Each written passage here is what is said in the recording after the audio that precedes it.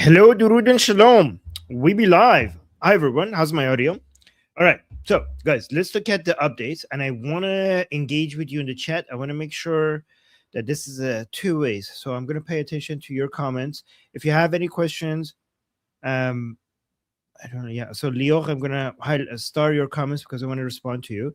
But but let me just go through what's happening quickly. JD Vance is saying Iran deal digitally signed on Sunday. U.S. is saying that Iran port blockade remains in effect. President Trump is saying ships loaded with oil is moving out of the Strait of Hormuz. Hezbollah is saying that they're welcoming the Iran-U.S. memorandum of understanding. JD Vance also is saying that U.S. expects Hormuz to stay open uh, and toll-free for long term. President Pezeshkian, president of the Islamic Republic Pezeshkian, is saying Iran-U.S. memorandum set to be signed on Friday. So we have digital signature, and apparently we're going to have signing of it in person as well. We have the foreign minister of the Islamic Republic saying Lebanon integral to U.S. memorandum of understanding, which is interesting. He says that because Israel is bombing Hezbollah was bombing Hezbollah right before they agreed to sign the memorandum, the MOU. And Israel National Security Minister is saying that U.S.-Iran deal does not bind Israel, which is true, right? So let me actually start what you guys are saying. So, guys, there's a lot of people that really don't understand what's happening because what I'm saying, this is devastating to the Islamic Republic. If you're not seeing what I'm saying, ask me your questions in the chat so I will clarify this, because it's really important that we're all on the same page, because I think that people don't understand the level of damage the Islamic Republic is taking for signing this MOU. And again, remember, the MOU is not a deal. If we get to a deal, as long as the deal means that the enriched uranium has to be diluted and leave Iran, we should want that deal. We should want that deal. That would be even more devastating to the Islamic Republic. The amount of internal chaos and division within the Islamic Republic that this MOU is causing is insane. It's the most beautiful thing I've ever seen in my entire life. I need more of you guys to see it. Oh, thank you, Leo. That's a nice haircut, Herman. Well, thank you. I appreciate that. But do really need your questions. Let me actually show you a video before we go deeper into the Durka's crying about all of this. Let me actually. Oh wait, we got our first super chat already. Thank you so much. Let me see. Respond to the super chat. Let me heart it as well. Appreciate that. Crypto fanatic with a super chat saying, "Why is the Islamic Republic negotiating or fearing death if it believes in Islam? Why not fight like Afghans who beat the U.S. in 20 years of occupation with no oil?" I mean, it's almost as if they don't want to die, right? That's a good question, crypto fanatic. It's almost as if the idea that we don't care about dying is bullshit, and these people are actually hungry for power and wealth, right? Very good observation, crypto fanatic. I don't, because okay, so there are parts. To be fair, there are parts of the Islamic Republic who genuinely is Durka, and they want martyrdom and they don't mind it. There are parts of it. But for example, someone like Ghalibaf, if you look at his history, that man just wants money and power, right? He doesn't want to die. Ghalibaf doesn't want to die. Mushtaba doesn't want to die. Larijani didn't want to die. All of their actions show that they're afraid. I mean, if they really believe in martyrdom, why were they doing everything in their power to hide in their bunkers, right? Why were they doing that? It's almost as if they're submitting to the United States because they are so afraid of kinetic military operations, because they think that they're going to be the next one being attacked. Okay, we're already getting a lot of questions. That's good. So I could something to work with. Just really want to show you something so you guys enjoy, because a lot of people, it's interesting because a lot of people on our team think that, oh, this is bad for our side, but we're getting a lot of people from the Islamic Republic. The most hardcore defenders of the Islamic Republic are devastated. The internal divisions is insane. Let me actually show you. I mean, I don't want to keep showing you a lot of videos, so I just show you one so we could enjoy and laugh of them and laugh at them, and then we'll get to your questions after that. Let me just show you. This is fun to watch. This is beautiful. I just finished my Persian live stream, and I showed them this, and the people in the chat were loving it. But I guess I have to translate it for you guys. So, guys, look at this. And there's so many of these. Like, Iranians are sharing these on social media, and they're going viral, right? So this video say a video sent to Iran International shows women supporting the regime who they're wearing shrouds in protest against the agreement between Islamic Republic and America. So the reason why they're wearing shroud is that they're saying that they're willing to die the regime, and they already wore the clothes that necessary if the regime wants to kill them for protesting against the regime, right? So a citizen who is a supporter of the regime says to the regime officials, referring to the killing of Ali Khamenei, "How much did you sell His Eminence blood for?" So look at this. So these are these are the pro-regime people who are wearing shrouds, and they're crying about this deal.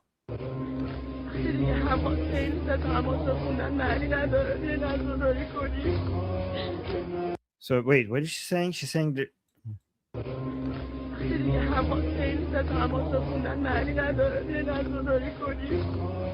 like he's saying there's no point anymore. Just come here and moan with us.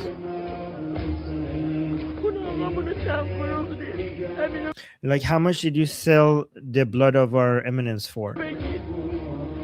Just tell us. Yeah, she's just basically the blood of the Ali Khamenei, the supreme leader. She's just saying, how much did you sell it for?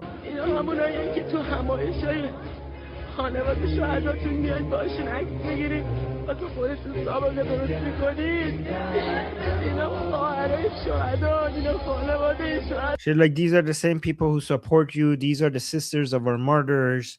Look at them. They're all here. Like,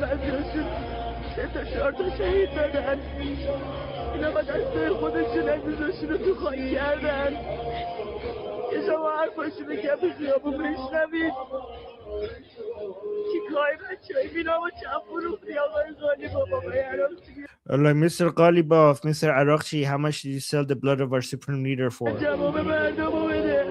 Like, come answer the people. You need to be answerable to the people.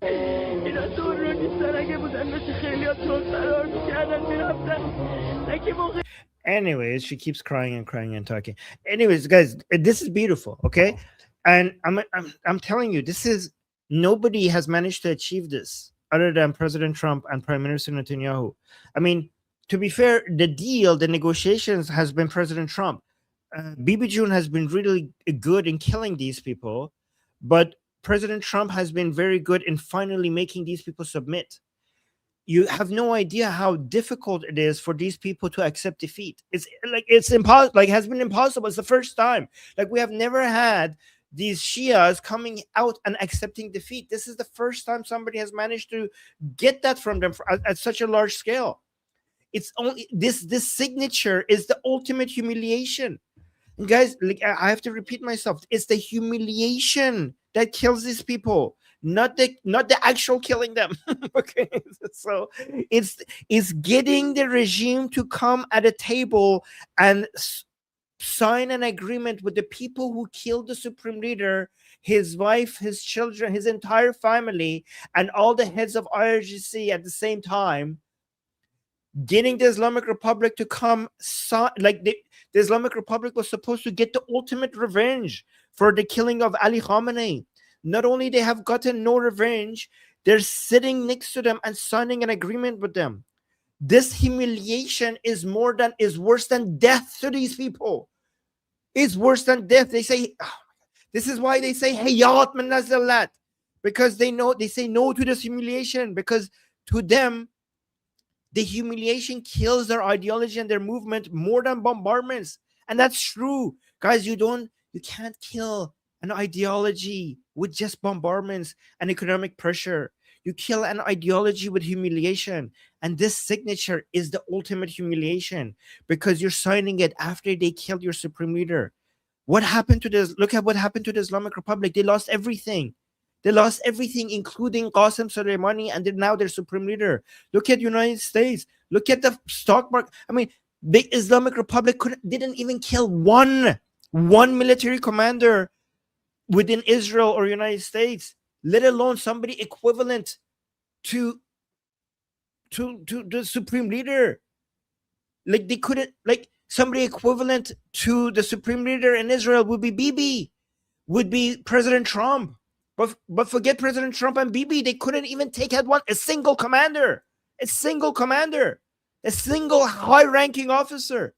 Nothing. Look at the devastation to the military infrastructure of the Islamic Republic. Do you see anything resembling that on the other side? And now you didn't get any. Look at what the blockade. Look at what the U.S. blockade did to their economy, and look at what the Strait of Hormuz blockade did. The Islamic Republic blockade did to U.S. economy. Did nothing. So after them being so devastated on one side, and the United States feeling nothing on their side, and now they're coming to the table and they have to submit to the United States with a signature that could be undone. Like, guys, do you understand that this signature doesn't tie the hands of United States or Israel? They could at any time just go back to boom booms anytime they want, because we could be sure that the Islamic Republic is going to violate. You're going to have plenty of excuses for United States and Israel to do whatever they want, but you got a humiliating signature anyways. This is beautiful. This is fantastic. This is unbelievable. And guys, I'm not going to say, some people say like, oh, Armin, is this 5D chess or not 5D chess? I don't know. I don't care. Look at the results. The results are good regardless of this being a genius plan or not. So somebody like, Armin, this is not 5D chess. Somebody said this is 5D chess. I don't care. I don't care if this was planned or not planned. I see the results and I'm happy. I'm happy with these results.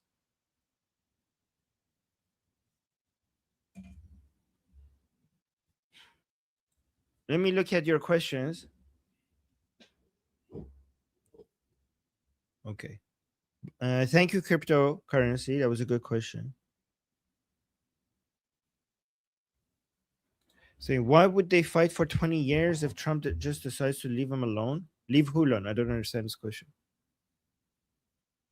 Okay, here's another question. I'm saying, will the Artesh defect on the side of secular people and the IRG if the IRGC supporters split? That's what people are hoping for. So far, we have seen some anecdotal signs of that. And we do know that Princess of Pahlavi has collected many defectors. We don't know from where, like, was it from the Artesh or not? Tens of thousands of them. But obviously, it's not to the number that will be helpful right now. But I suspect that when the Islamic Republic gets closer to the edge of the cliff and it becomes inevitable, the fall becomes apparent to everyone, that's when you get the highest number of defections from the Artesh. Let me see. Where is the wording of the MOU located? What is the source of the MOU? Thank you. Nobody has seen this. Nobody has still seen the exact wording of the MOU.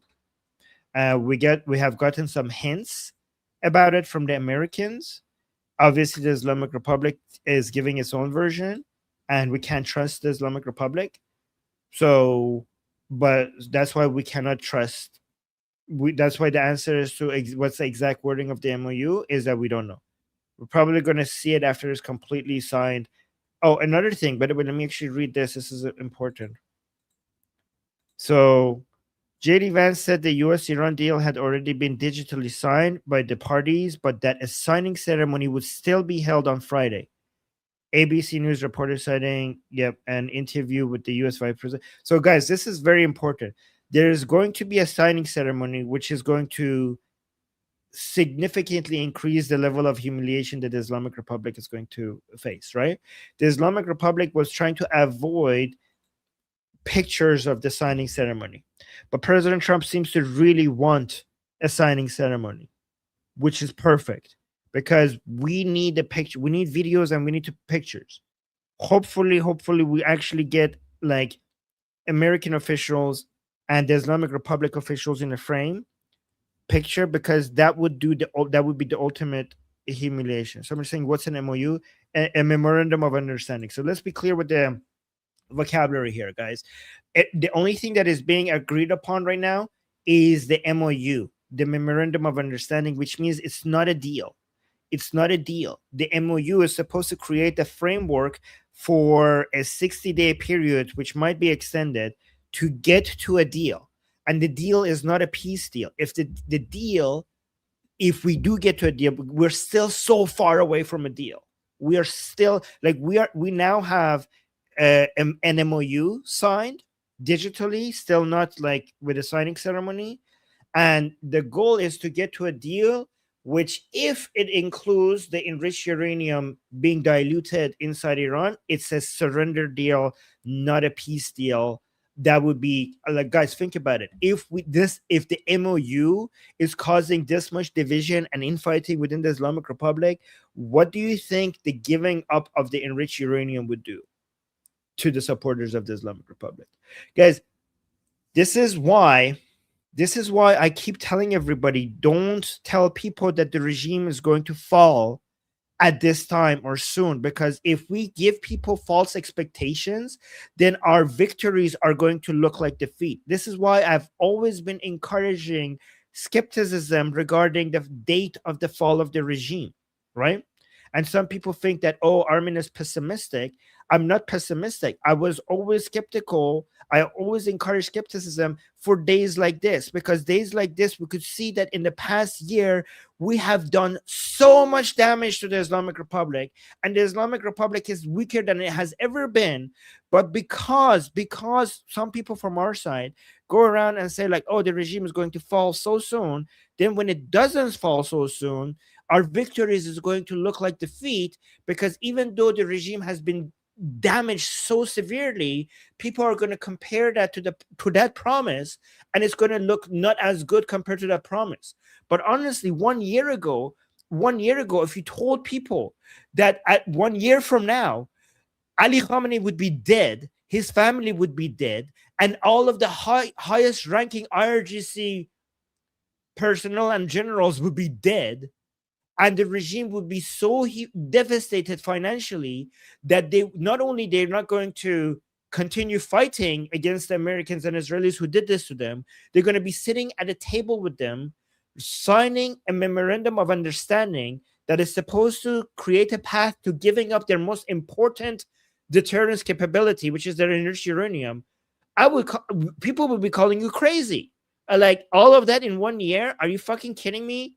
Like, maybe in 10 years, in 1 year. So this is a huge amount of progress in such a short amount of time. And the only reason why to some people this looks like defeat is because we created false expectations. We're like, oh, 2 months from now the regime will fall, and now compared to that, it doesn't look good. But compared to where the regime was a year ago, this is fucking amazing.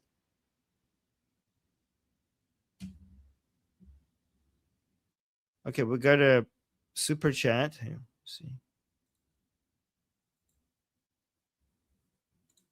So, Father of Chaos, thank you so much for the super chat, saying if there are no launches out of Iran for 5 days, the excuse that other factions launch against the Islamic Republic direction is still bullshit. If there are no launches out of Iran for 5 days, the excuses. Oh, so you're saying if the Islamic Republic doesn't launch anything in these 5 days, but we have like some Hezbollah, for example, launching from Lebanon into Israel, you're saying if the Islamic Republic saying that was not us, that like you're saying if they're trying to do plausible deniability, that is bullshit. Yeah, that would be bullshit, because Hezbollah is right now shooting into Israel at the direct command of certain fragments of the IRGC that are trying to make sure that the deal does not, the signature does not happen. So yeah, that would be you're right. That would be a complete indirect command of. Yep, exactly. That would be completely under the direct command of IRGC for sure. That's completely correct. Let me see. So Leo is saying naval blockade is lifted, but are naval American assets leaving? That's a good question, and I don't know. I hope not. Right? If they do, like, I'm going to be honest with you guys. Like, there are certain things that will help the Islamic Republic. Right? For example, the $28 billion, $26 billion, $25 billion, that would be helpful to the Islamic Republic. It's not as much as the amount of money that they've lost, but I'm going to be honest. Oh, this is like something that is going to help the Islamic Republic, right? So I'm not going to just paint you like a complete perfect picture. There are things that are going our way. There are things that are not going our way. Overall, things have gone our way, right? So, for example, if the blockade is removed, it would be preferable if the American assets stay there, so that they could put it back on in case the Islamic Republic violates the terms, right? And if they do leave, that would be not in our favor. I'm going to come tell you guys, yep, that's not in our favor. So I'm not going to try and come and say like, oh, everything is perfect. There are many things that would have been preferable, right? Like for example, it would have been preferable if right after Khamenei was killed, the arming of the Iranian people was done through a different method than the method that was chosen through the separatist groups, the Kurdish separatist groups, right? If I think that maybe if a different path was chosen instead of that, we would have been making a lot more progress by now, right? So that was like, for example, that was a bad decision. That was the wrong decision, right? So I'm not going to come and tell you that everything is perfect. No, everything is not perfect. But overall, the net is in our favor. We have lost, we have made bad decisions, we have made good decisions. But the Islamic Republic, but the truth still is that the Islamic Republic has never been this weak, never been more divided, never been this more, morally bankrupt, and we have never been stronger. United States hasn't suffered economically. The global economy is not as devastated as the Islamic Republic was hoping. The United States economy is not devastated at all. And the Iranian people have never been more united, and they have leadership now. We didn't have this leadership before. Just like if you go back to the Mahsa revolution, we were not as united and we didn't have leadership. The Lion and Sun revolution is so much better than the Mahsa revolution. The Lion and Sun revolution, we're more organized, we're more united, and we have leadership. So the regime is the weakest it has ever been. The opposition is the strongest it has ever been. And United States has demonstrated that they could just switch the Islamic Republic's economy on and off like this with a simple blockade. And Israel demonstrated that as soon as they're unleashed, they could come and kill anybody within the regime anytime they want. With very with very little economic consequences. So there are political. So here's the thing. Let me actually be clear. I'm going to be clear. I'm not going to act like this is completely one-sided. The political consequences are high in both United States and Israel. So politically, Netanyahu has suffered. Politically, President Trump has paid a price, right? But this is the nature of being a democracy. This is the nature of being democracy.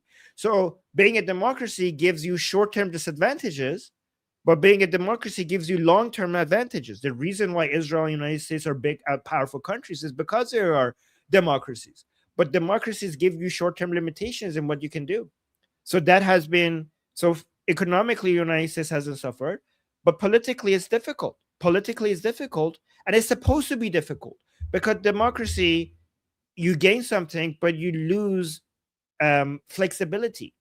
And when you're a democracy, because the people have to be happy.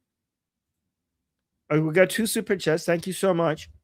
Justin with a super chat saying, do you think IRGC folks will put together the Arakchi and Ghalibaf would put together that Arakchi and Ghalibaf just happen to be in the adjacent building that Khamenei and the 30 plus other high ranking Islamic Republic people died in, and now they're the ones just happen to be signing? I don't understand the question. Let me see if I understand the question.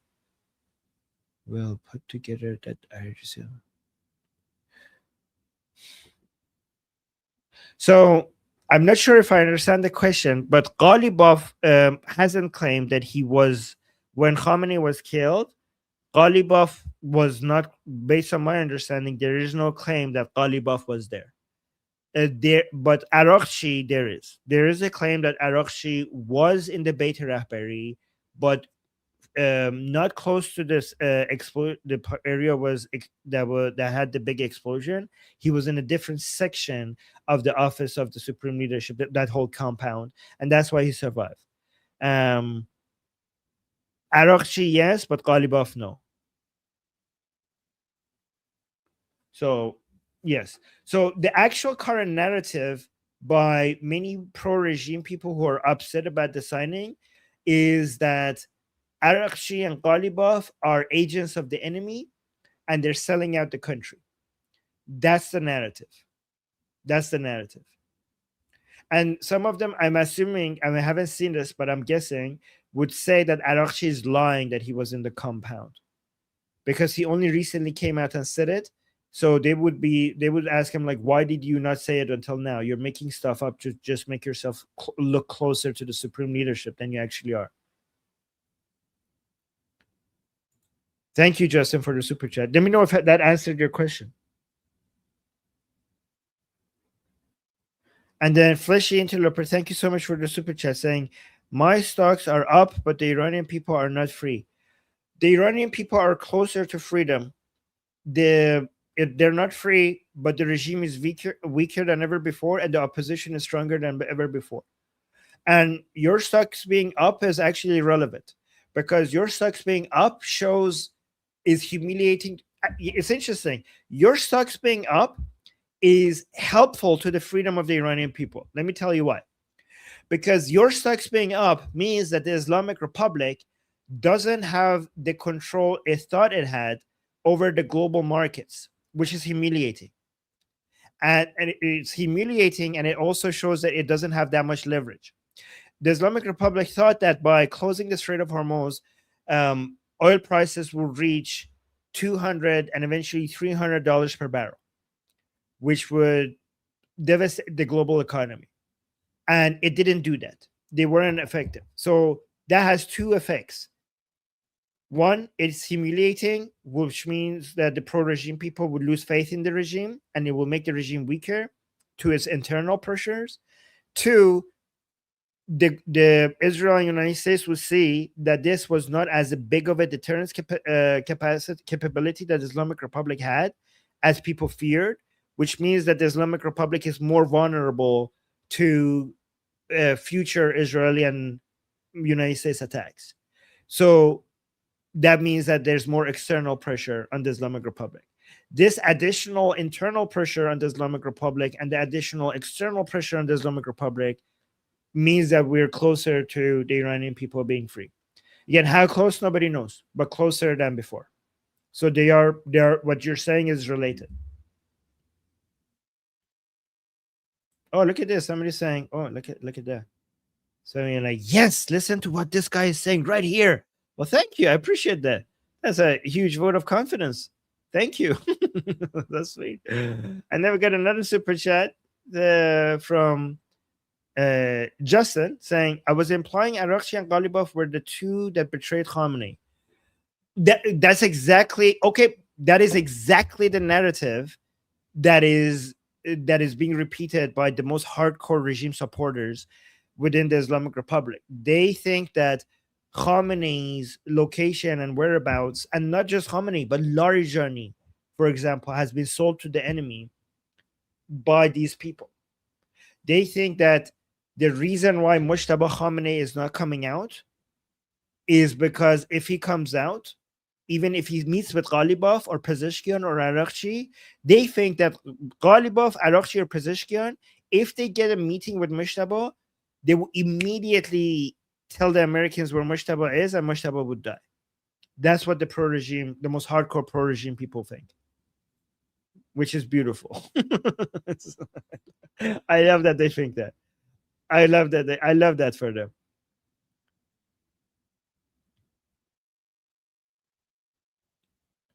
Let me see some questions. Silver. Let me see. Let me see. Let me see. There are more questions here. Okay, here. Okay. We got a question here saying, question from Israel. If Hezbollah is celebrating this, which they are, what does it mean for South Lebanon, Northern Israel, and our soldiers, please? If Hezbollah is celebrating this, is because they're trying to do a psychological warfare on the Israeli people, right? I think Hezbollah has noticed that Israelis are turning anti their own government because Israelis are seeing this as, I mean, I see why. They're seeing this as United States forcing their way upon Israel, and Israel not having its own decision-making ability and its own independence when it comes to defending itself, right? So they're saying that Netanyahu is losing a lot of support in Israel because a lot of people in Israel see any signature as meaning that as more limitation on Israel, and United States getting farther and farther away from Israel as an ally, right? So because Hezbollah noticed that, so here's an interesting thing. This is Hezbollah lying to you, right? Because Hezbollah was trying to make sure this MOU doesn't happen. Okay? Hezbollah, the reason Hezbollah was bombing mainland Israel was to get a reaction from Israel so that they put in Lebanon, in southern Beirut, to put pressure on Ghalibaf and Arakshi and try to make it difficult for them to sign this MOU. So let's look at what they're doing rather than what they're saying. What they're doing shows that they were against this memorandum. But in my opinion, let me know if you guys agree with this. The reason why they're celebrating this is a psychological warfare on the Israeli people. Because when Israelis wake up and see Hezbollah celebrating this, it will convince more Israelis that, okay, we're losing. If Hezbollah is happy, that means that this is bad for us. So they basically, they saw a wound in Israeli politics, and they're trying to pour salt on it. Does that make sense?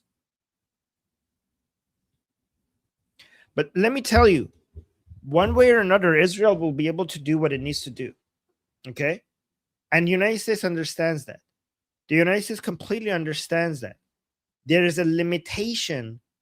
There's a limitation to what the expectation that United States, there's a limitation to the expectation United States could have of Israel when it comes to be able to get any signatures. Okay, people, I agree. Okay, we got more super chats. Let's go to the next super chat.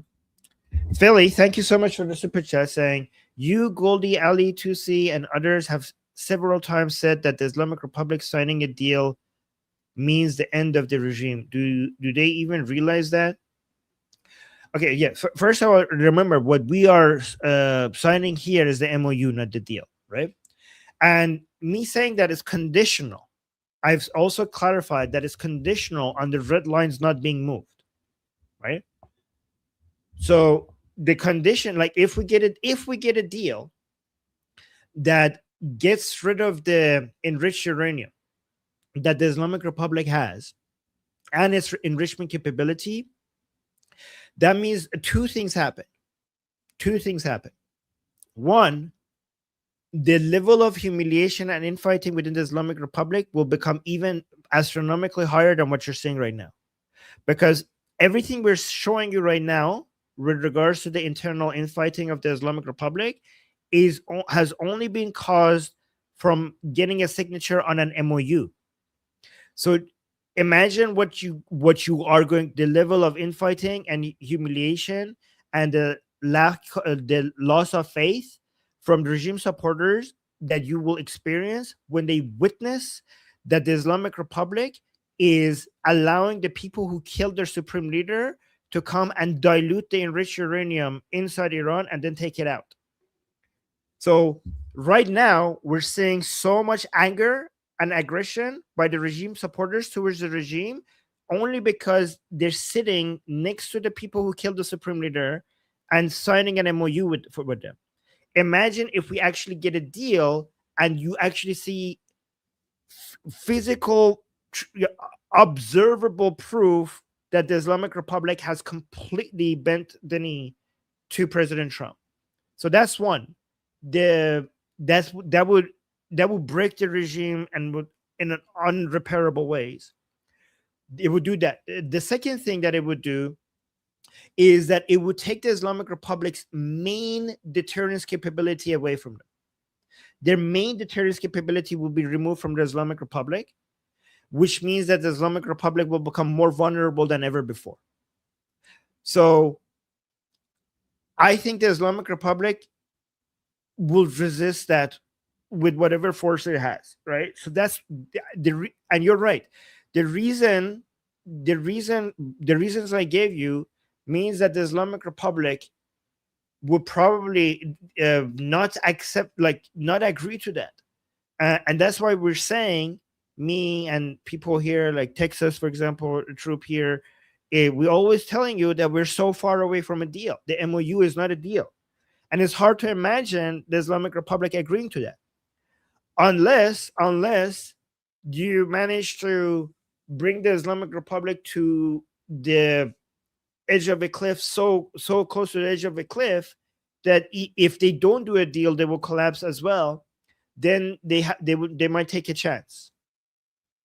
And how do you do that?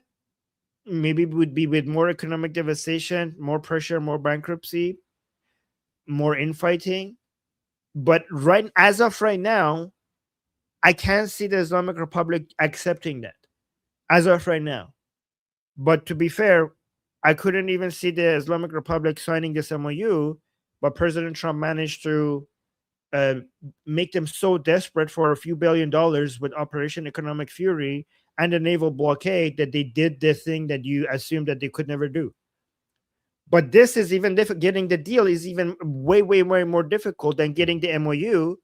But given that the MOU already looked difficult and we are here now, maybe President Trump manages to do the impossible. President Trump has already done two things that seemed impossible.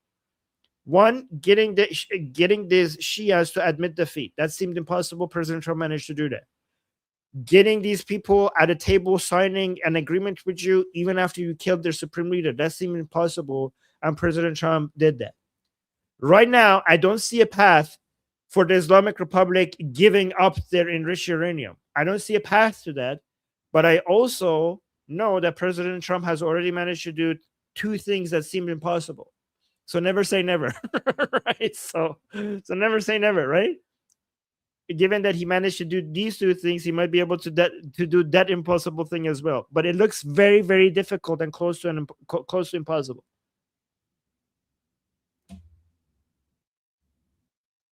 Okay, wait. You're saying okay, that makes sense. All right, good. I get so happy when people have a question and I answer it and they feel that they got the answer. Like it's such a good feeling. Like if people have a question and I give them an answer and they think that makes sense, and also they feel more informed now because of the answer I give. Like it's hard to express how good that feels. So thank you. Omi, thank you for the super chat. Oh, we got confetti. Thank you, Justin. Omi with a super chat saying, even as MOU, do you think regime will sign it? Won't it lead to Arakchi and carpet weavers there? Okay, so Um, they already signed it apparently electronically. And they're not going to go for a signing. It seems like they're going to go for a signing ceremony on Friday. The So the digital signature has already been happening, and the signing ceremony, which I really hope, okay, I really, really hope. As an atheist, I'm gonna pray to, I don't know what, Ahura Mazda, Ahura Mazda. Um, okay, that we do actually get a signing ceremony, because a lot of you might think that this is not a big deal. Like, we already got a signature. Why is a signing ceremony important, guys? They call it a signing ceremony. I call it a humiliation ceremony. Okay, a humiliation ceremony. So I don't know how President Trump managed to get, because I know Arakshi was trying to get away with only signing it digitally and no signing ceremony. I know, because they know that this is going to be really bad for them. They already, to answer your question, I mean, they're already chanting for Ghalibaf and Arakshi's death in Iran because they gave in to this. They're already chanting for that. Okay, but I think they will have enough protection for that not to happen unless somebody gets lucky. But because they're too, because here, think about this on me. If parts of IRGC, not all, but parts of IRGC and the supreme leadership wants to get a deal, without Arakchi and Ghalibaf, they would get the blame for it. Without Arakchi, Ghalibaf, and Pezeshkian, they would have to accept the blame. So these are too powerful of a scapegoat. They're too useful. Pezeshkian and Arakchi and Ghalibaf are too useful. So even though many pro-regime people want them dead now, the Islamic Republic is going to protect them because they're too useful, or because if they were not there, then they would have to accept the blame for accepting this agreement. Does that make sense? That's why they will protect them, but that with whatever they got, they don't they're too useful to the regime.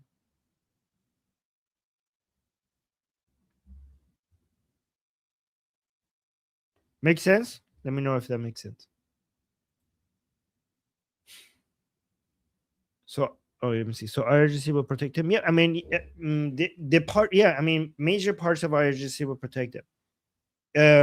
Because they don't want to be held responsible for anything that happens. Remember, the IRGC doesn't have a negotiation facing people, right? They don't have that, and they'd rather be hold back on that, because whatever happens, remember, the IRGC is loved by the pro regime people, and if they stay back and let other people do the politics, they could keep that popularity.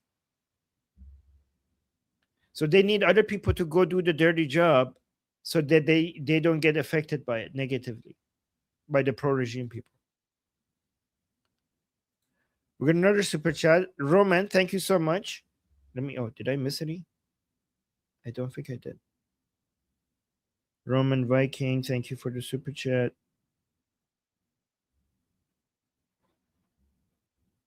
Omid after Omid. Yes, I got everything. Okay.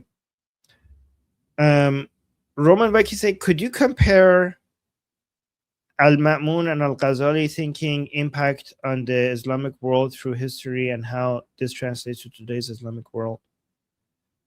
I mean, that would be very off topic.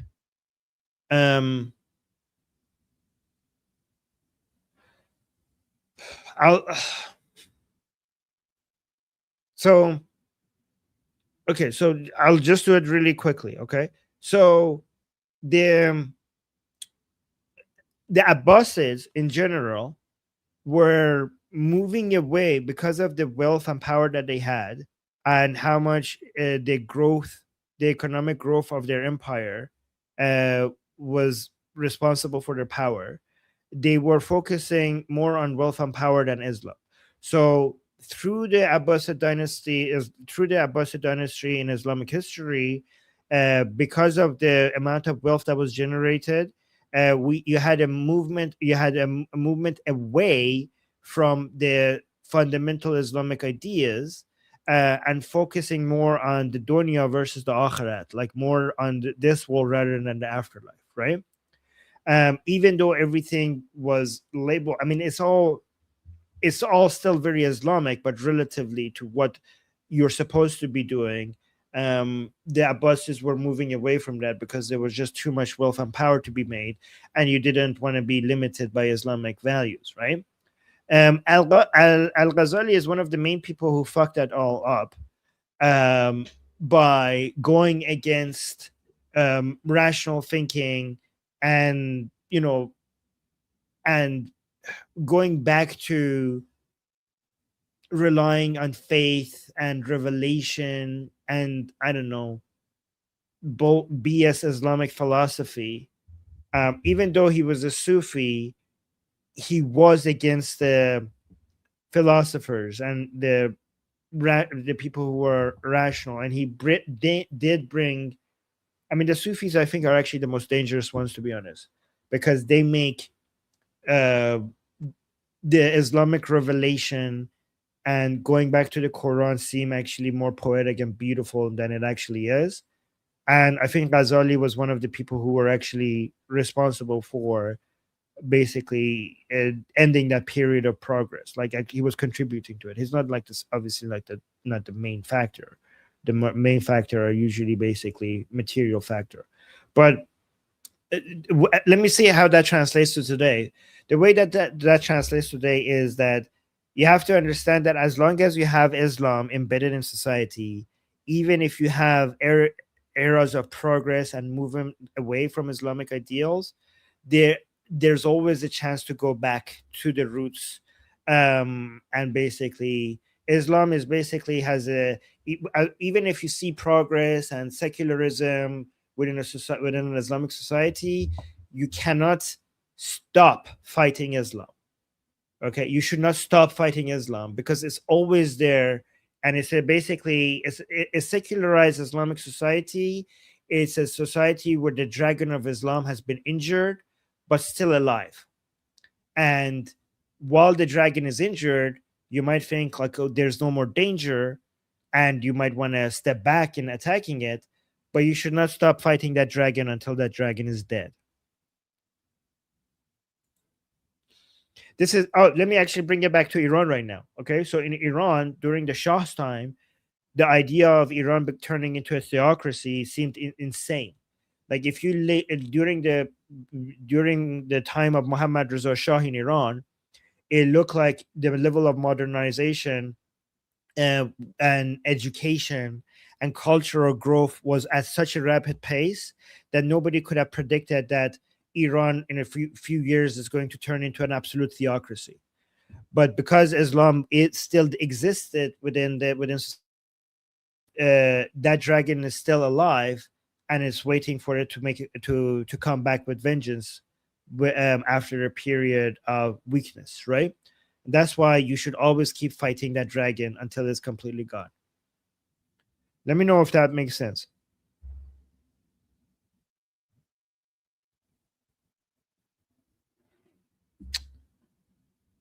Wait, so no, Texas Triplet, did that, was that person spamming? Because I like that. Uh, what was it saying? Saying Armin, Trump lost. Wait, that Trump surrendered, Armin. Shame on your video title. Those are funny.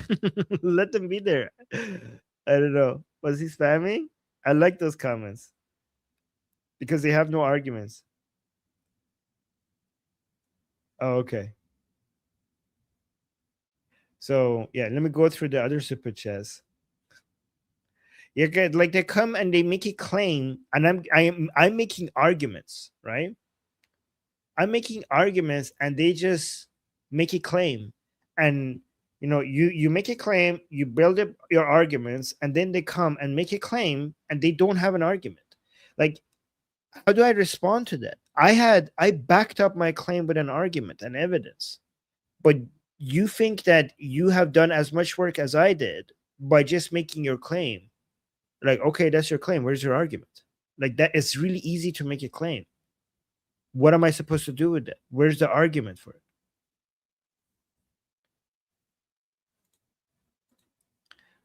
it? We got more super chats. Thank you guys. Fleshy Interloper saying the terrorists are celebrating because they know more money and support is coming. More money and support is coming. I mean, they lost more financially in the past 3 months than any money that could be released to them. So I don't know. I think they're celebrating as a psychological warfare right now. I think that is copium and psychological warfare against Israelis because they have never been weaker. They have never been weaker. So if you see Hezbollah celebrating, this is psychological warfare. So be careful with that. This is why we need to highlight the inside Iran, the pro-regime people crying. And guys, if you see Hezbollah celebrating, see the IRGC supporters, the Islamic Republic supported in Iran crying. Because people in Lebanon are celebrating. These are just few Hezbollah people who are celebrating.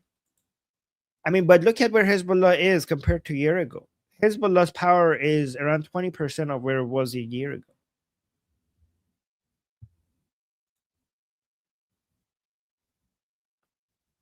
We got another super chat from Justin. Thank you, Justin, saying if Arakchi and Ghalibaf did betray Khamenei, then Trump knows that. That would give massive leverage for Trump to get what he wants from Arakchi and Ghalibaf. Otherwise, Trump could spill the beans to IRGC. Yeah, I think you're right. If it was Arakchi and Ghalibaf who betrayed Ali Khamenei, I don't think they did. I think that's just a conspiracy theory that the pro-regime people have because they can't understand why Ghalibaf. This is them just coping, right? So for the pro-regime people, any decision made by the regime officials that is not what they want means that the people who are making the decision are Zionist spies and infiltrators of the Zionist regime. And then they will add so much to that. They were like, "Oh, okay, you did this. Probably then, therefore, you must have also killed Khamenei, right?"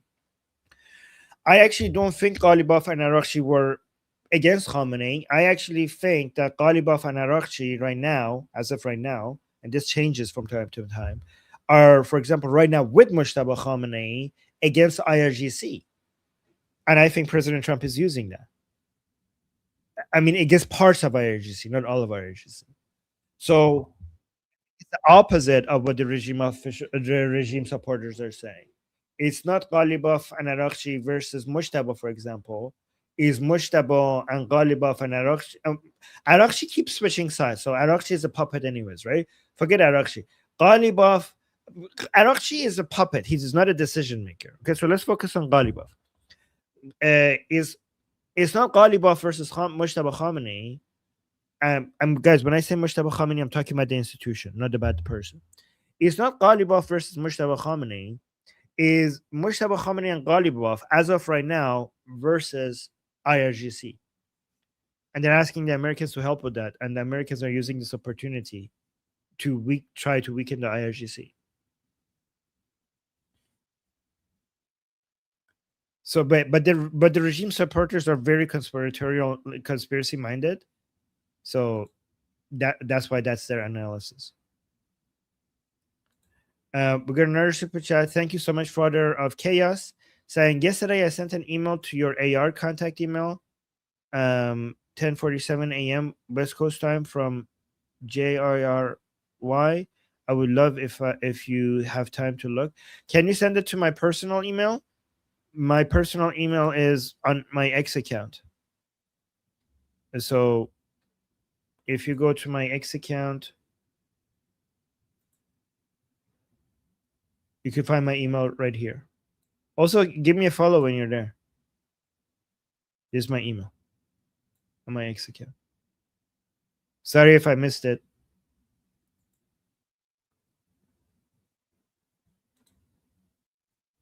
Okay. Thank you, Father of Chaos. Put Father of Chaos in the subject. Thank you. We're gonna another super chat saying from Angry Keyboard Warrior. Thank you so much. Saying what kind of ending would be acceptable to the hardliners instead, if not this, instead if not this. Um, really good question. And I kid you not,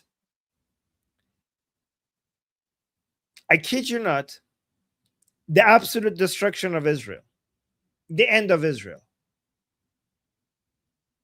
They would be like, okay, we could end the United States later, but at least give us the end of Israel. I kid you not. this is their expectation.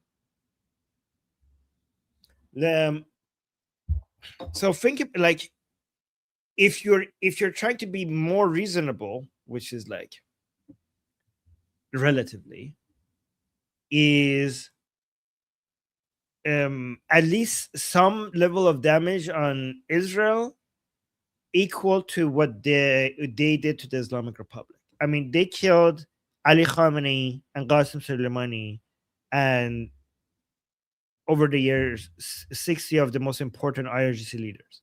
Has anything even remotely close to that has happened in Israel? So no.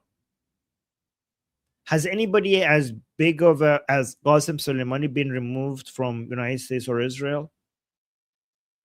So where is the revenge for the blood of the supreme leader? Where is that?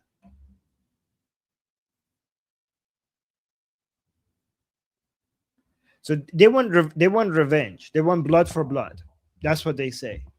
They say ما خونخواه رهبرمون هستیم, which means that we are blood wanters for the blood of our supreme leader. They want blood. They want blood. That's what they want. Does that make sense?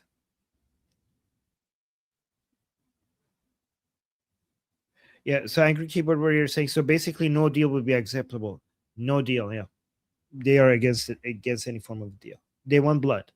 Only blood would be acceptable. Blood and humiliation. Blood and humiliation for the enemy.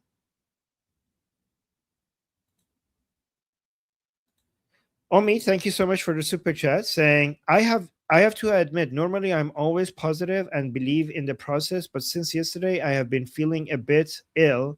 Any words of hope, Armin John? The the United States and Israel have killed Qasem Soleimani, Ali Khamenei, and the most important people within the Islamic Republic in a very short amount of time. And the Islamic Republic has not been able to do anything remotely close. And not only that, they're now sitting at a table with the people who killed their supreme leader and their family, a supreme leader that they couldn't even bury for more than 100 days. And not only they didn't manage to get anything remotely close to revenge, they're now sitting with the murderers of their supreme leader, in their words, not mine, at a table and signing the most humiliating agreement in their history. And the United States has never been more powerful than today. The Iranian people, the opposition against the Islamic Republic, has never been more powerful than it is today. And the Islamic Republic has never been weaker than it is today. Was that helpful, Amit? Was that helpful? Everything I told you is true. Every single thing I told you is true. Also, Israel is also has never been more. Oh, here's another one. Like Israel has never been more powerful than it is today, militarily, and Israel will never stop attacking the Islamic Republic until the Islamic Republic is gone, and the Iranian people will never stop fighting the Islamic Republic until the Islamic Republic is gone. Oh, I'm just saying thank you, Armin. Okay, good.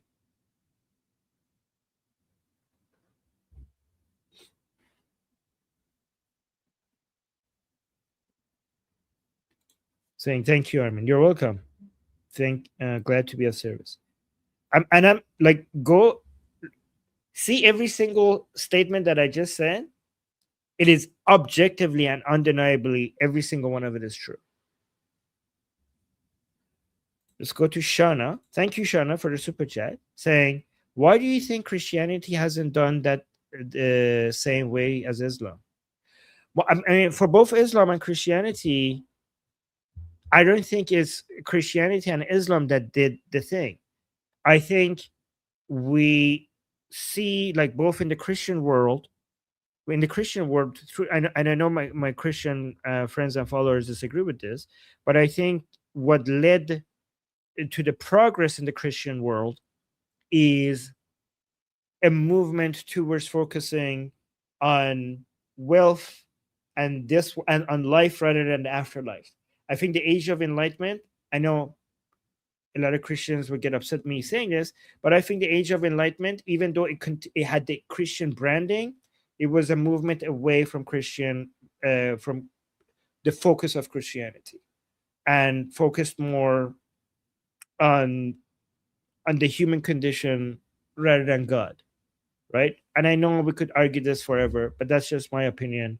Um, I think Christianity is it's easier to do that shift in Christianity because if Islam could be summarized, because Islam is more political and expansionist in nature, in its DNA. Because if you could summarize Christian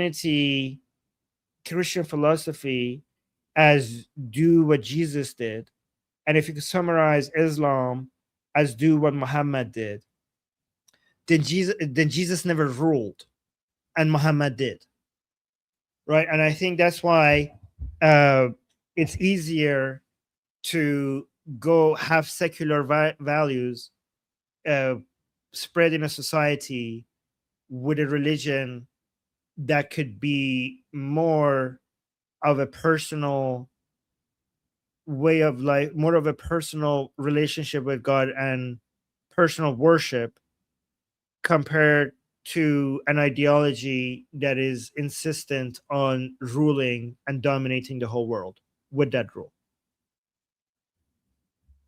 So there's a difference.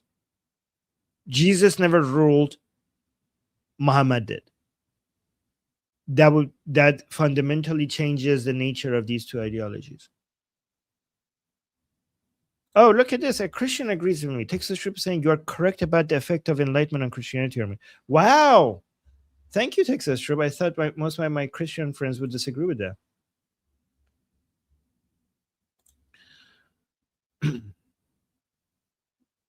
Thank you, guys.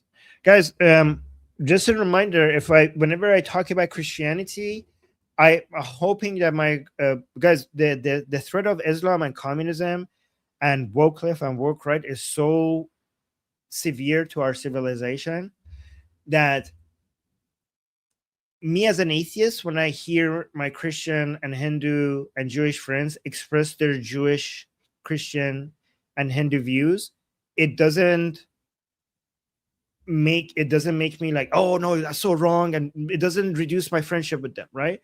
So I'm hoping that when you ask about my views about Christianity, it doesn't, when you hear my response that many of you would disagree with, don't let that disagreement turn us against each other, because I think the atheists, the Christians, the Jews, the Hindus, and everyone else should be united against the threat of Islam, communism, the woke right, and the woke left. And we could have these disagreements in a friendly way, because honestly, our disagreements wouldn't matter much if our civilization collapses, right? So I'm not, I'm not gonna, I'm still gonna express my atheistic views, but I have to give the people we're fighting on the same side against the enemies of civilization. But every time I mention it, I have to remind people not to let those disagreements turn us against each other.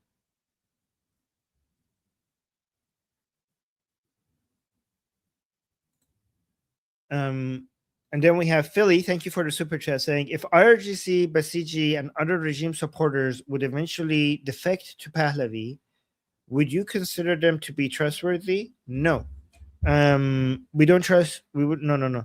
Um, yeah, we it wouldn't be based on trust. It would be based on verification. It would be based on behavior.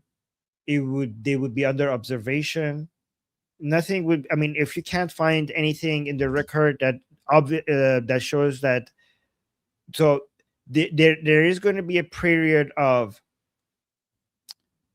forgiveness, but without the trust, unless you have something that shows that you committed a crime against the Iranian people.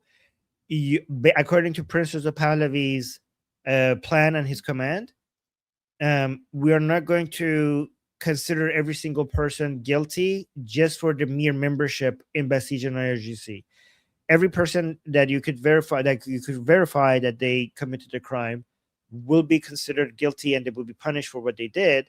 But just like in the fall of Nazi Germany, Germany wouldn't be able to survive if every single person that was part of the Nazi army or part of the Nazi party, just if their mere membership would mean that they cannot be forgiven and they should be punished, then Germany would never be able to recover. So we will, after the Islamic Republic falls, your mere membership is not going to be used against you it's not going to be considered a crime.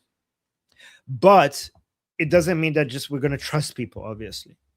For a long period of time, everything is going to be based on verification and continuous observation.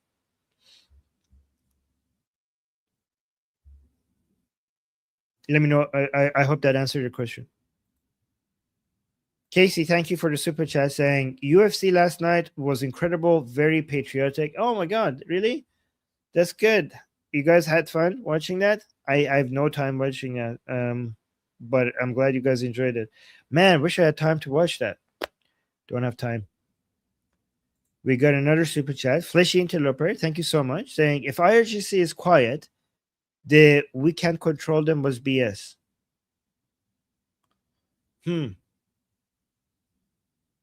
Yeah, actually, that's a good point. But we'll see if they're actually quiet. They give it some time. But that's actually a very good point. If IRGC doesn't do anything in the next couple of days, then somehow President Trump has. I think if the IRGC is quiet in the next couple of days, it might be President Trump. Because here's the thing: I wouldn't be surprised if Ghalibaf has told President Trump that there are segments of IRGC that are against the deal. We cannot control them, but you can. I am going to give you information on how to threaten them, so that maybe the entity that is controlling them is President Trump, because it's hard to believe that there are the parts of IRGC that are against the deal are going to hold back because Ghalibaf is asking them. Oh, actually, you're right.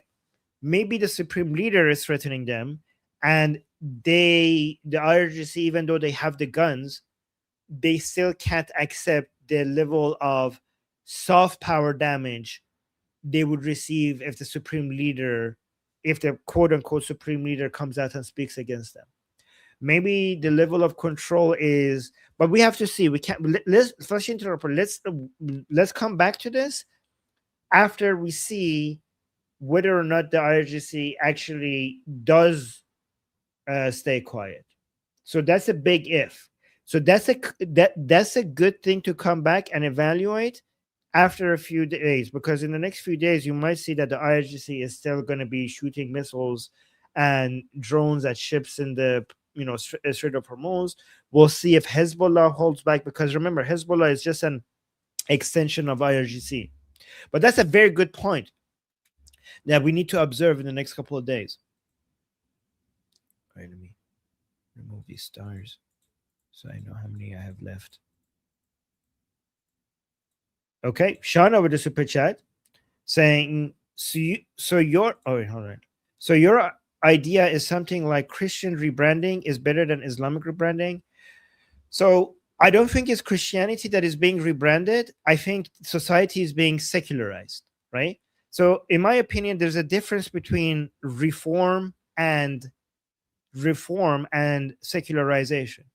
Reform is the attempt to have a religion, the same religion with the same branding, but make it stand for something else, right?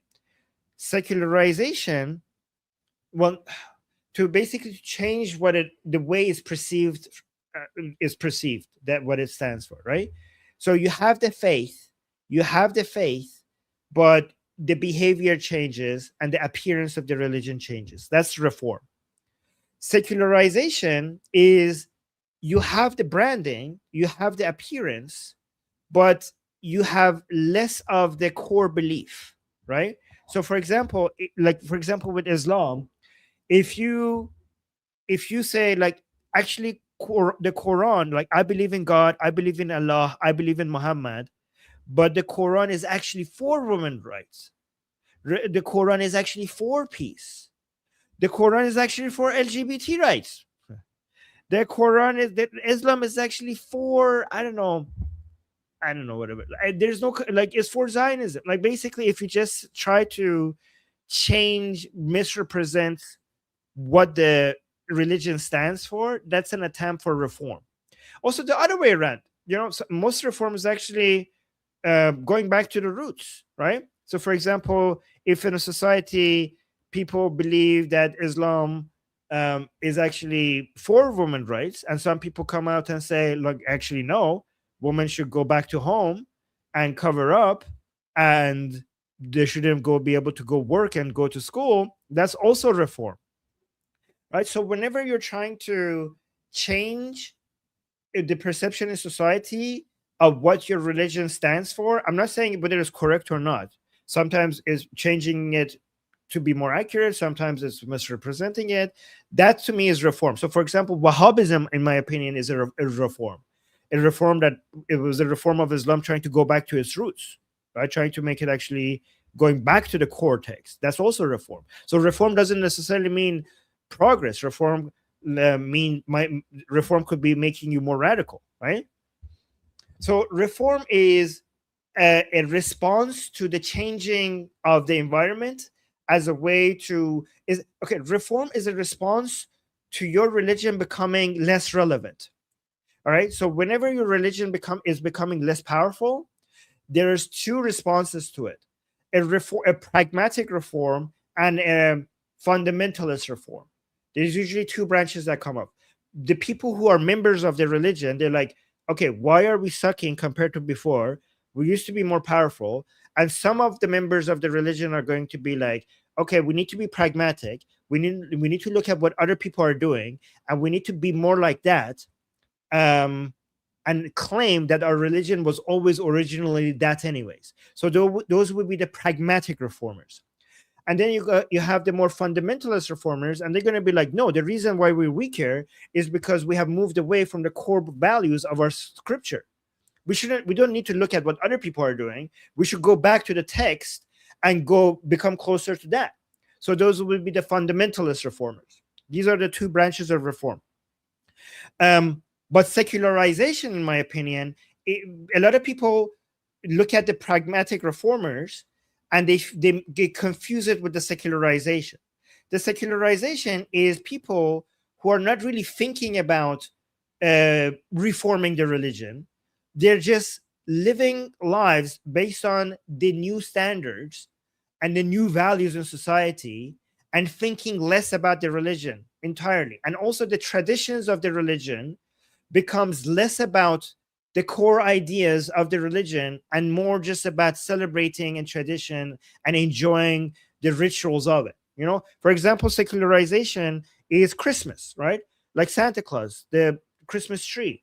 It comes from Christianity, but so many people enjoy it without necessarily thinking about Christianity, right? So that's secularization, in my opinion, which is different from the pragmatic reform. Is secularization is not about changing what the perception of your religion is, or changing uh, trying to reform the values of your religion.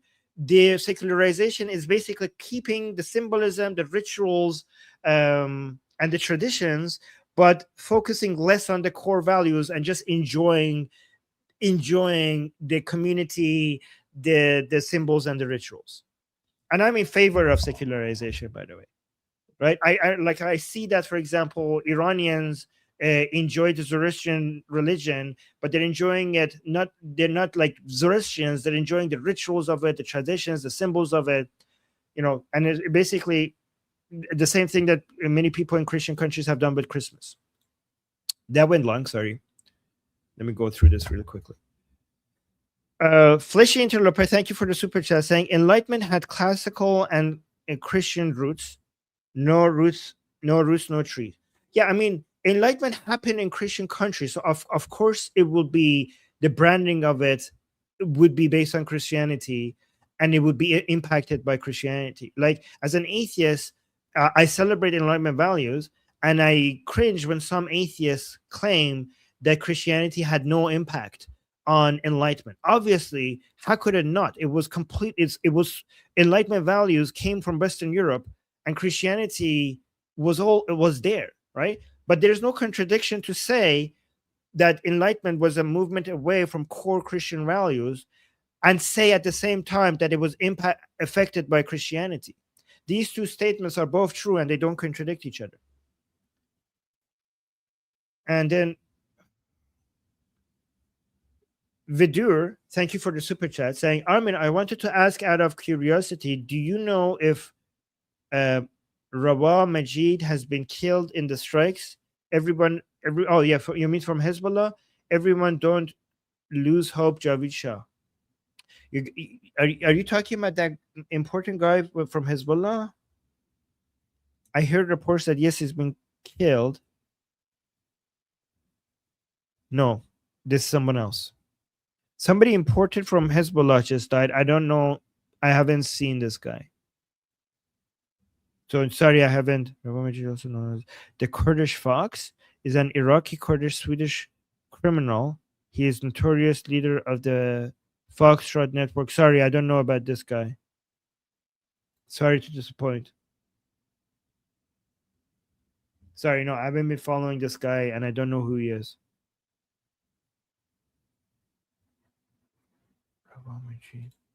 Sounds interesting, though. Wish I knew more about it.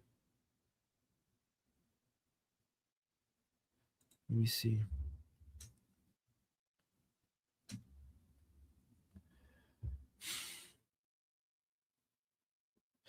Okay, he's widely reported to be alive. While there have been recurring unconfirmed rumors on social media regarding his death, including speculations following alleged incidents in Iran, Swedish police. So I haven't seen it. I haven't been following this. But I'll keep that in mind if I see, you made me aware of this person, so I'm going to pay attention to that. So thank you for that. Justin, how much time do we have? Okay, 10 more minutes. Justin saying the funeral might be a real bad idea. There might still be a lot of people in denial. The funeral would make it all very real. And then they see the deal signed, they may absolutely lose it. That's a very important, good point, Justin. I didn't even consider that. They're doing the funeral right at the time that they're doing the signing. They're creating an environment for the angry pro-regime people will come out into the streets in mass numbers. That could backfire. That's such a good point. And I didn't even think about the timing of the signing and the funeral being close to each other, how much that could backfire. Very okay. I love actually that you guys bring things to my attention that I didn't consider. Love you guys for this. Thank you. Thank you for that. That's a good point. You guys are so good at. I love how together here we're like, it's not just me who's improving. You guys are improving, and I'm learning from you guys now. It's so great. We have such a advanced level group of people here. It's because of the level of discussions, like our discussions at a higher level, and that's why you guys are also at a higher level. I'm so proud of you guys. Black Cricket, hey, thank you for the super chat. Hi, Black Cricket, saying I'm united. How about you? What your imaginary solution to condemn Islam? Talk and convince each Muslim separately. Ooh, what your imaginary solution to condemn Islam? Um, so we, yeah, I mean, I do condemn Islam. I don't condemn all Muslims. But you're right. You're completely correct. The best solution to fight Islam is to talk to every Muslim individually and talk to them in a way that they get their guards down. Very true. Thank you for the super chat. Okay. Adki, thank you for the super chat saying secularization of Christianity over emphasized God's mercy, but threw away God's justice. That's why Christians speak out against the Enlightenment. I mean, depends on the Christian. Many Christians celebrate Enlightenment, and they celebrate that it was initiated in Christian countries. God's mercy, but threw away God's justice.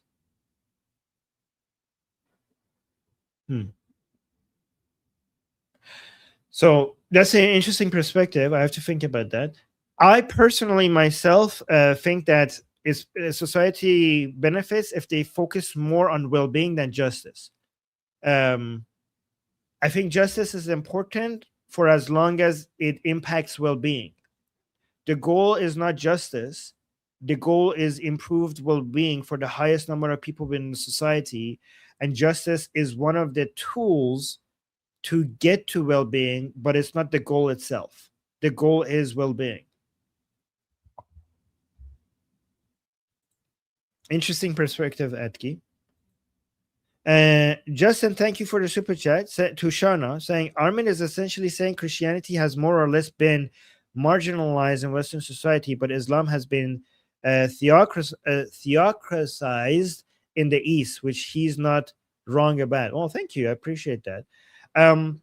I do think that even if we move away from core Christian values, me as an atheist, I celebrate the rituals, the traditions, and the symbols, and I see value in there. Right? As an atheist, I believe like the celebrations of the beauty of the churches, the Christian songs, the traditions, the rituals. I see value in them as an atheist. Okay, I disagree with the core principles of the religion, but I do believe that people need community. People need a sense of belonging to something bigger than themselves. People need a place of gathering. People need like rituals and traditions and symbols. These are natural human needs that nothing has managed to completely supply this demand like religious rituals. And I think that even atheists need to lower their guards and maybe participate in if they, because I think that many atheists might actually need these things, and you don't actually need to believe in the religion to be able to participate in it. You know, there's nothing you could like. Many churches welcome atheists there, right? And I think like atheists could go to a church and just sing the songs and participate as an atheist. And I've noticed many Christians are welcoming of atheists participating in churches. And I think there's a, with or without God, there's a psychological need in these things. And many atheists don't need that. For example, I don't personally feel like I need that, but I'm a black sheep.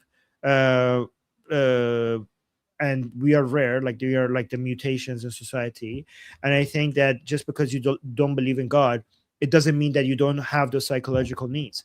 Most humans do have those psychological needs, and you could still go and participate in these religious rituals even as an atheist and benefit from it.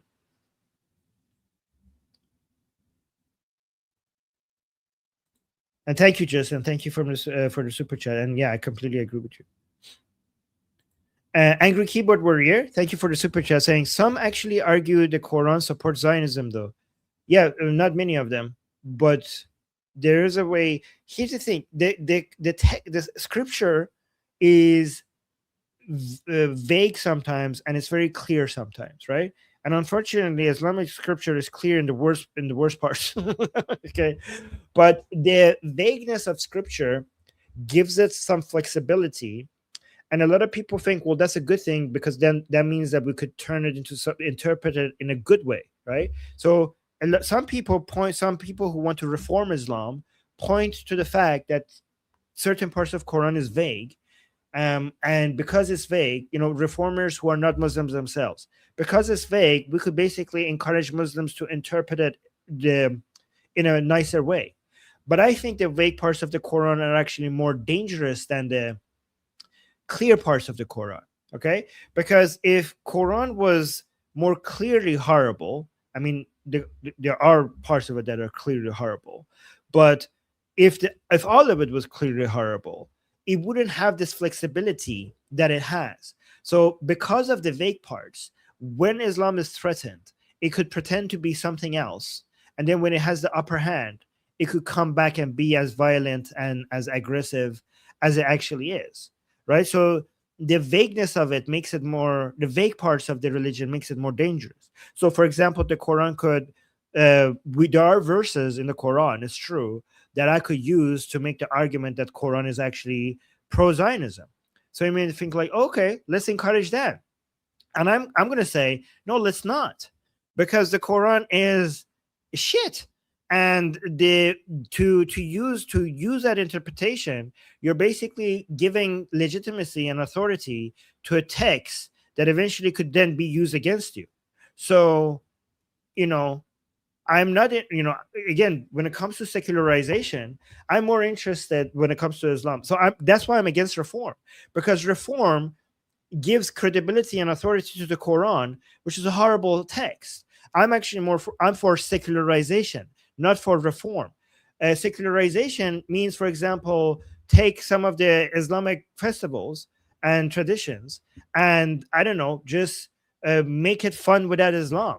Like have make non-Muslims go in there and just have like hijabless girls dance. I mean, I have my salute. Like, you know what?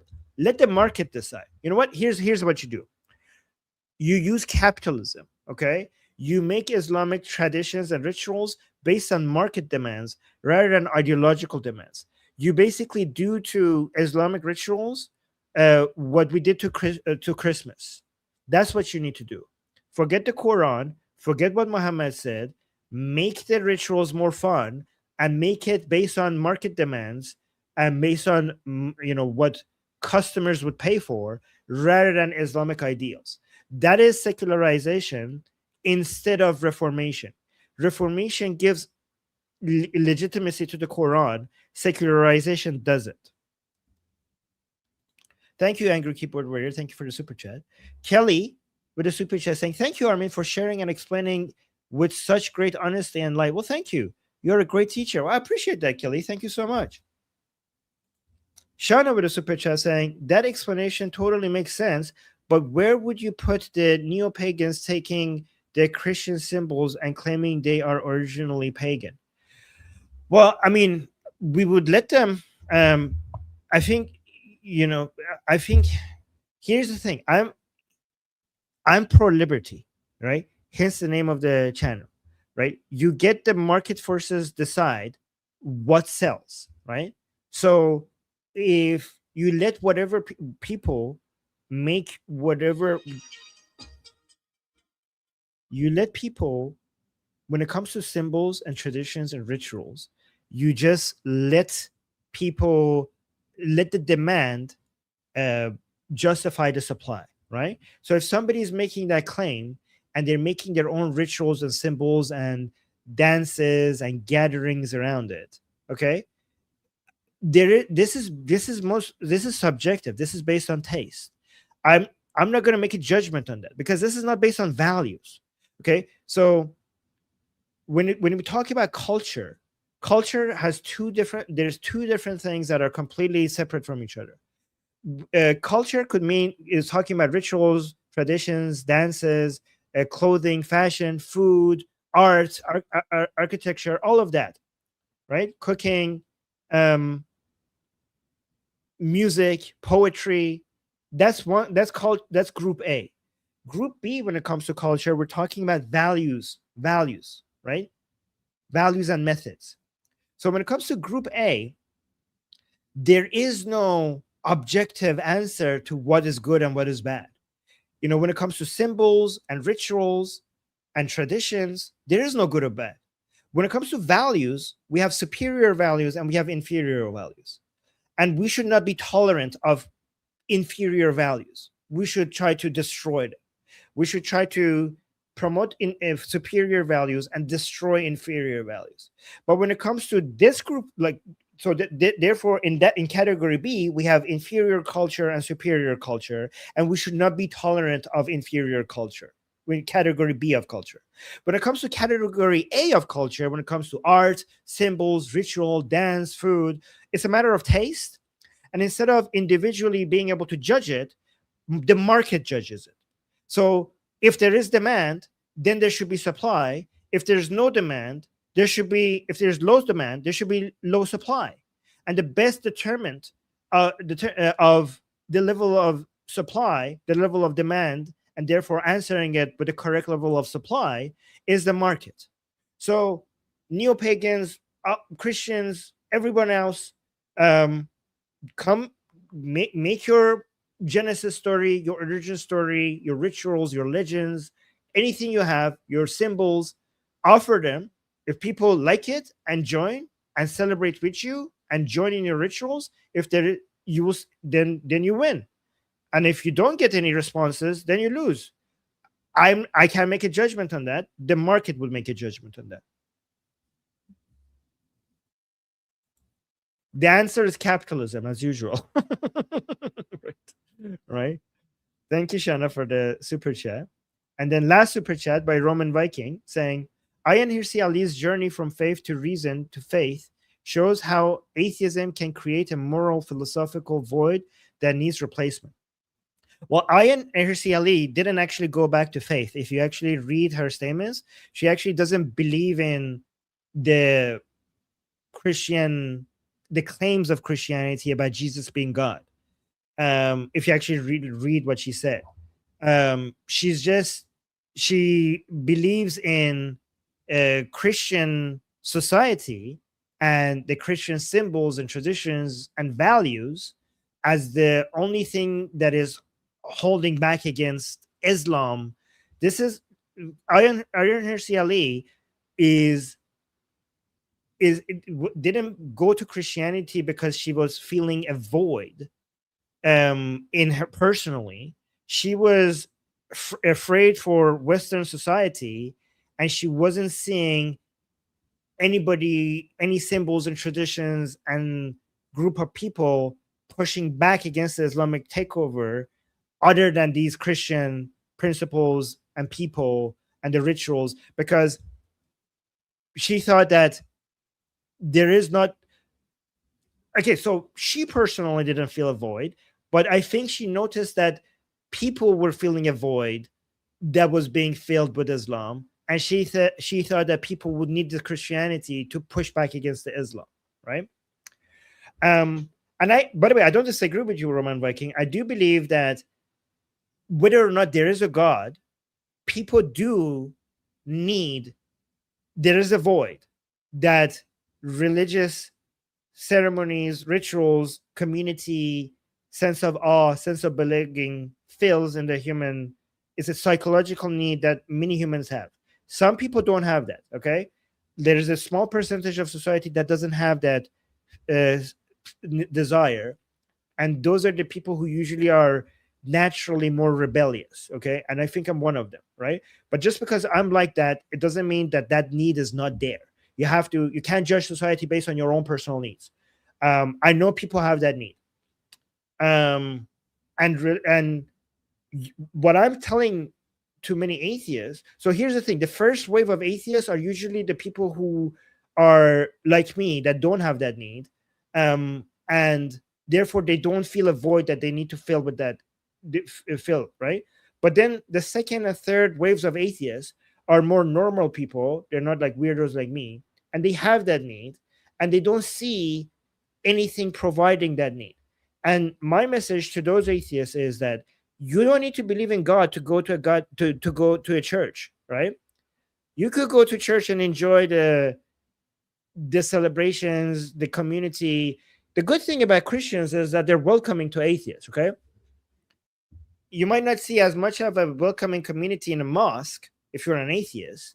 But the good thing about Christians is that you could completely be an atheist and participate in everything that they have, and they would actually love it that an atheist is coming into a church. Okay, I do suggest to Christians to not to overwhelm atheists with trying to convert them. Just like welcome them there. Like don't get aggressive with like telling them like, oh, but Jesus loves you. Like, okay, just it would make them just work on but my experience is that uh Christians are very, very welcoming in allowing atheists into their space.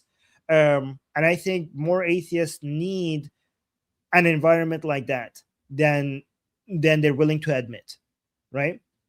And this is a biological need. This is a biological. I think like human evolution and the evolution of the meme that is religion happen at the same time together, and they it created a codependency.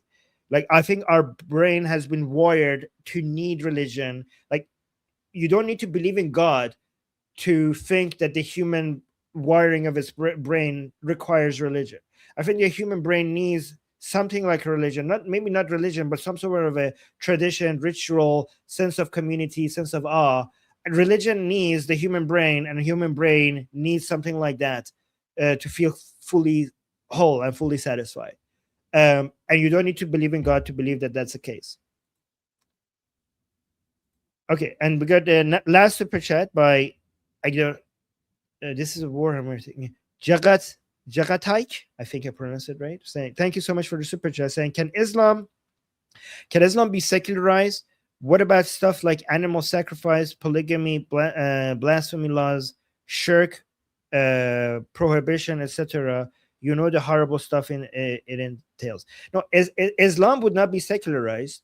The process of secularization happens when Muslims move away from Islamic values, right? Islam will never be, for as long as Islam has anything to do with the Quran, it cannot be secularized, right? Because of exactly those values that you listed. But you get the process of secularization happening. So when Muslims move away, more Muslims live un-Islamic lives. So Islam cannot be secularized, but the secularization will happen when more Muslims live more un-Islamic lives. That's the way I would frame it. But great question. Thank you for the super chat. All right, guys, I need to go get ready for the next show. Thank you for this. Was this helpful? I think that we covered a lot of stuff. We started with Iran related stuff, and then we moved to atheism. Do you guys mind it when we at the end of the stream we move on to other topics, or do you want me to keep it on the same topic from the beginning to end? I mean, I guess liberty, like we believe in liberty and the free market. We're letting our community decide the direction that we're heading. So you guys are deciding, So yeah, the demand. Basically you do the demanding, I do the supplying. Right, market forces. Yeah, sorry, Sean is saying I like how it's more organic. Yeah, I like it too. Oh, this was interesting and I liked your takes. Well, thank you, I appreciate that. All the topics. Hey, BT is here. Hi, BT. Oh, thank you, Tora. I love you too. Okay, guys. By the way, I wouldn't mind changing my opinions on this. Everything I'm telling you, 5 years ago I had different takes on this, and I learned from you guys many things that I changed my opinions on is because of my conversation with you. Like I'm not just teaching you, I'm learning from you at the same time, and my ideas are evolving, and if we do this together, we will evolve together at the same time. This is not just me telling you this is how it is. This is, if you look at what I believed in 5 years, it has evolved. This is me also being, this is not me just trying to impact you. This is also me being impacted by you and the things I'm learning for you at the same time, which I love.